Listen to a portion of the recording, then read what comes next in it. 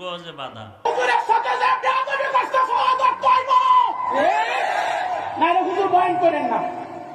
আল্লাহর উপর ছেড়ে দিন, ধৈর্য ধরো। সব জিনিস আল্লাহর সামনে হইতো এত বড় সাহস কারণছে কার এত বড় গুরুত্ব হয়েছে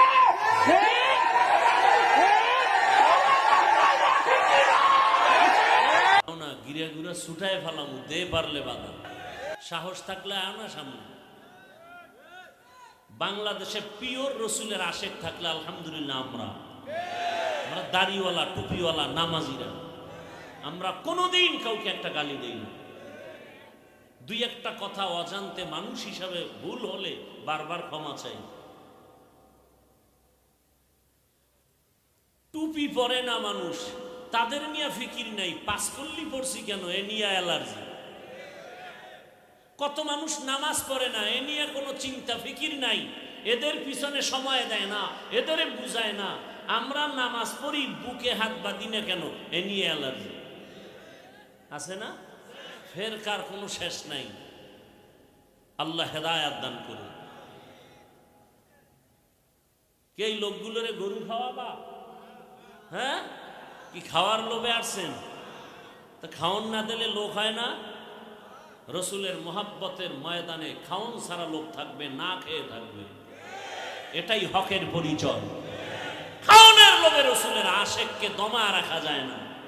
এরা খানা চায় না, টাকা চায় না, এরা হকের উপরে রসুলের আদর্শ নিয়ে বাঁচতে চায়।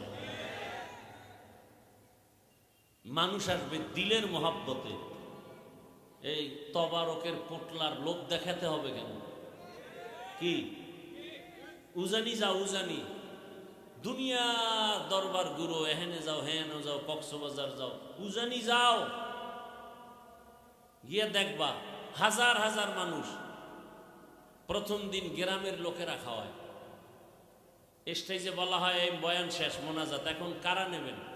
তো গ্রাম এক ব্যক্তি দাঁড়ায়, লিস্টি আগে দিয়ে দেয়, হুজুর আমার আন্ডারে 500 লোক, আমার আন্ডারে 1000, ইচ্ছা রকম নিয়া এই রাত্রে নিয়ে যাবে, পরের দিন দুপুরে খাওয়াইয়া এরপরে আবার উজানি পাঠাবে।